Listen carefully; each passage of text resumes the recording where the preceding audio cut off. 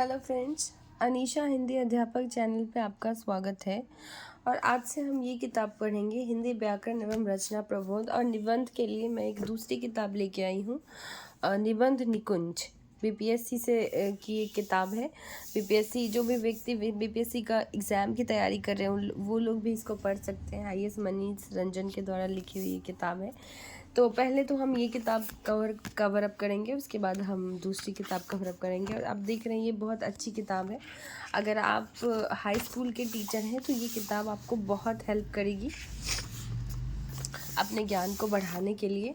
अब सबसे पहला चैप्टर इसका है भाषा, व्याकरण एवं लिपि का परिचय। तो इसमें पहली लाइन दी हुई है, मनुष्य एक सामाजिक प्राणी है और उसके संप्रेषण का माध्यम है भाषा। संप्रेषण का माध्यम का मतलब होता है बातचीत करना।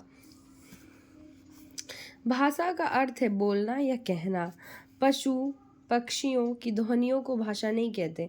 मनुष्य द्वारा उच्चारित वो ध्वनियाँ जो एक निश्चित संकेत प्रणाली से जुड़कर एक निश्चित अभिप्राय प्रकट करती है, तब वो भाषा कहलाती है। भाषा द्वारा मनुष्य अपने भावों, विचारों, भावनाओं को व्यक्त करता है। भाषा के माध्यम से ही हम अपनी सभ्यता, संस्कृति, इतिहास, परंपराएं, संचित धरोहर एवं विकास के सोपान जान पाते हैं। भारत एक बहुभाषी देश की माफ़ कीजिएगा दोस्त, भारत एक बहुभाषी देश है। संस्कृत भारत की सबसे प्राचीन भाषा है और संस्कृत में ही भारत की अन्य सभी भाषाओं का जन्म हुआ है। तो आपसे पूछा जाएगा कि भारत की सबसे प्राचीन भाषा कौन सी है दोस्तों, तो वो संस्कृत होगी। और कौन सी भाषा है जिससे सारी भाषाओं का जन्म हुआ है, तो संस्कृत से ही भारत की सभी भाषाओं का, अन्य सभी भाषाओं का जन्म हुआ है, जिसमें से एक हिंदी है। हिंदी हमारी राजभाषा है और आज हिंदी रोजगार से जुड़ी है। भारतीय संस्कृति की संरक्षक एवं संवाहक है हिंदी। देश की एकता, अखंडता एवं विश्व बंधुत्व में सहायक है। भाषा मनुष्य के व्यवहार व चिंतन की अभिव्यक्ति के साधन के रूप में विकसित हुई है, जो हमेशा एक सी नहीं रहती, अपितु उसमें दूसरी बोलियां, भाषाओं से शब्दों का आदान प्रदान होता रहता है।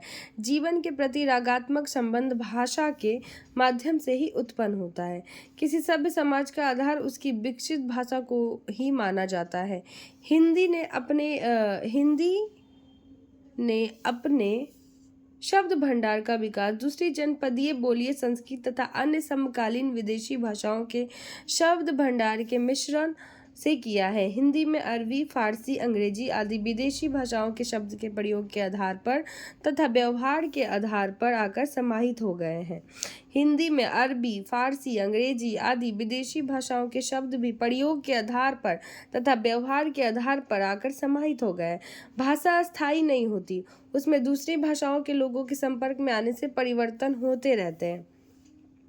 यद्यपि भाषा में यह परिवर्तन धीरे धीरे होता है और इन परिवर्तन के कारण नई नई भाषाएं बनती रहती है। इसी कारण संस्कृति, पाली, प्राकृत, अपभ्रंश आदि के क्रम में आज की हिंदी तथा राजस्थानी, गुजराती, पंजाबी, सिंधी, बांग्ला, उड़िया, असमिया, मराठी आदि अनेक भाषाओं का विकास हुआ है। अब आगे की वीडियो में हम भाषा के भेद पढ़ेंगे। Thank you.